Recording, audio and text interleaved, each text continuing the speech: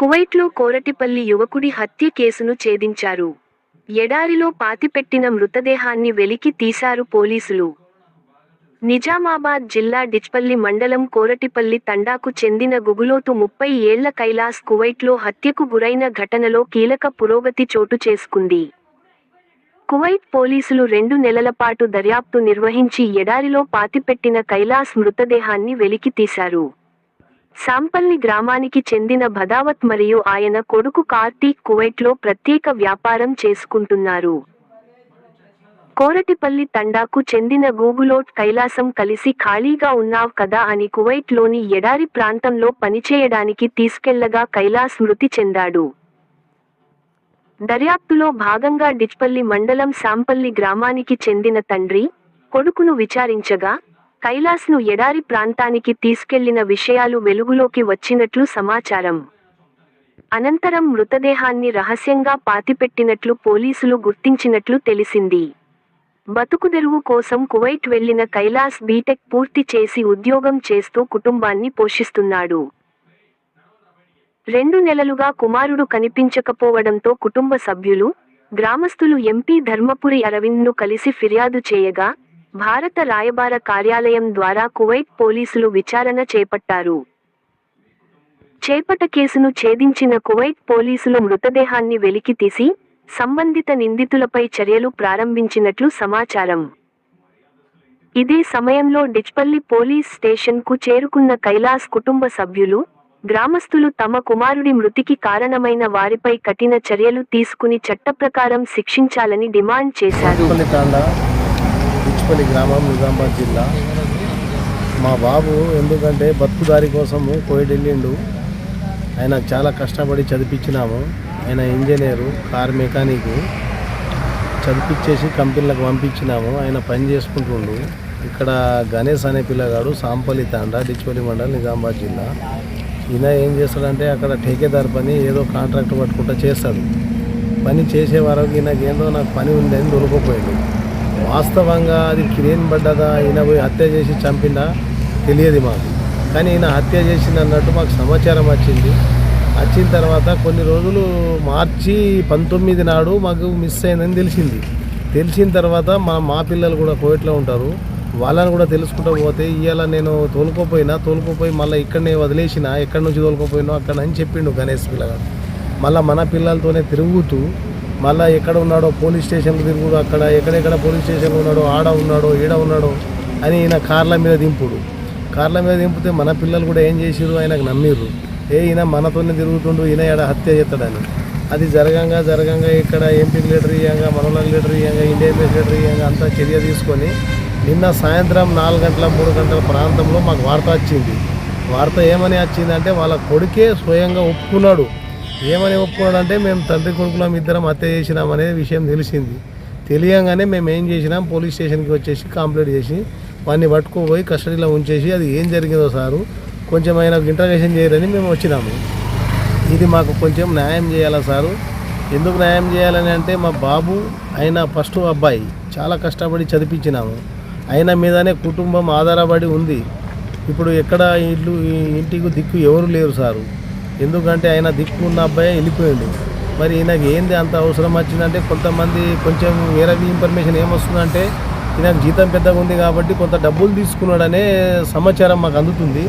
కాబట్టి డబ్బుల విషయంలో కొంచెం ఘర్షణ జరిగింది అన్నట్టు వినబడుతుంది. అందుకే తండ్రి కొడుకు కలిసి చంపినట్టు వినబడుతుంది. ఇదే విషయము మాకు సమీక్షలేదు. మా బాబు పేరు గుగ్లోత్ కైలాష్. అతను కువైట్కి 2021లో పోయిండు. అప్పటి నుంచి పని చేసుకుంటూనే ఉన్నాడు. కాకపోతే రీసెంట్గా అతను అల్మీర్ టెక్నికల్ సర్వీస్ కంపెనీలో పనిచేస్తున్నారు.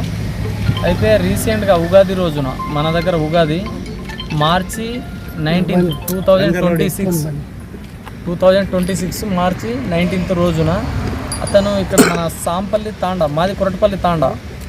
అయితే సాంపల్లి తాండాకు చెందిన వ్యక్తి, అతని పేరు గణేష్, అతని కొడుకు కార్తీక్. వీళ్ళిద్దరు ఏం చేశారంటే మా బాబుని తీసుకెళ్లారు. అక్కడ ఏదో పని ఉంది, వీళ్ళ దగ్గర ఒక జేసీబీ ఉంటుంది, ఒక కారు ఉంటుంది. అయితే జేసీబీ రిపేర్కి ఉందని మా బాబుని తీసుకెళ్ళాడు. ఎందుకు తీసుకెళ్లారంటే ఇక్కడ హాలిడేస్ ఉన్నాయి, నువ్వు ఊరికి ఏం చేస్తారు రూమ్లో అని తీసుకెళ్లారు, అక్కడికి పనికి తీసుకెళ్లారు. అయితే పని చేసే సందర్భంలో ఏం జరిగిందంటే ఏదో జారి స్పాట్లో తన మీద పడ్డదట. అయితే అక్కడ దెబ్బలు తగిలినాయో మరి ఏం జరిగిందో తెలియదు. అయితే వీళ్ళు ఏం చేశారంటే బాబుని తీసుకెళ్ళి రేపు ఈ జరిగిన విషయం పోలీసులకు తెలిస్తే, అక్కడ పోలీసు వాళ్ళకు కోవిడ్ కంట్రీలో పోలీసులకు తెలిస్తే ఇబ్బంది అవుతుందేమో మా ఇద్దరు, కానీ వీళ్ళు ఏం చేశారంటే తెలియకుండా ఒక ఎడారి ప్రదేశంలో తీసుకెళ్ళి బొందలు తవ్వి అక్కడ పూడ్చిపెట్టడం జరిగింది. తర్వాత వీళ్ళు ఏం చేశారంటే వీళ్ళే క్రియేట్ చేశారు, ఇంకా ఏమని మా వాళ్ళు ఉంటారు ఇంకా అక్కడ, పలానా కైలాస్కి మేము దించేసినాము నిన్న, మళ్ళీ ఈరోజు పనికి వస్తున్నారు, నెక్స్ట్ డే ఈరోజు పనికి వస్తున్నాడు, రాలేడు, ఫోన్ లిఫ్ట్ చేస్తలేడు, ఇలాని మాటలు ఇట్లా మాట్లాడుతున్నారట. అయితే మేము 2 రోజులు ఇట్లా కనిపించకపోయేసరికి మేము కంపెనీలో కంప్లైంట్ చేసినాము. చేసిన తర్వాత ఇక్కడ కూడా మనం ఎంబసీ ద్వారా, మన ఎంపీ సార్ ద్వారా, అరవింద్ ద్వారా మేము కంప్లైంట్ చేయడం జరిగింది. మన సీఎం ఆఫీస్ నుంచి కూడా ఒక లెటర్ పోవడం జరిగింది ఎంబసీకి. ఆ కంప్లైంట్ రేజ్ అయిన తర్వాత, అది రేజ్ అయింది అక్కడ ఇన్వెస్టిగేషన్ జరిగే లోపే ఈ గణేష్ అనే క్యాండిడేట్ ఏమో ఇండియాకి వచ్చేయడం జరిగింది, అక్కడ కేసు స్టార్ట్ కాకముందు. తర్వాత ఆ ఇన్వెస్టిగేషన్ స్టార్ట్ అయ్యేటంలో వాళ్ళ కొడుకున్నాడు కార్తిక్ అని, అతనికి ఇన్వెస్టిగేషన్ చేసే సందర్భంలో ఏం చెప్పాడంటే మేము పనికి తీసుకెళ్ళాము, మళ్ళీ మేము దించేయడం జరిగింది, మాకు తెలియదు, అక్కడ నుంచే అతను కనబడటం లేదని వాళ్ళు చెప్పడం జరిగింది. అయితే కొన్ని రోజుల తర్వాత ఇన్వెస్టిగేషన్లో వాళ్ళు చేసింది ఏంటంటే ట్రాఫిక్ కెమెరా సీసీ ఫుటేజ్ ఏమో చెక్ చేయడం జరిగింది.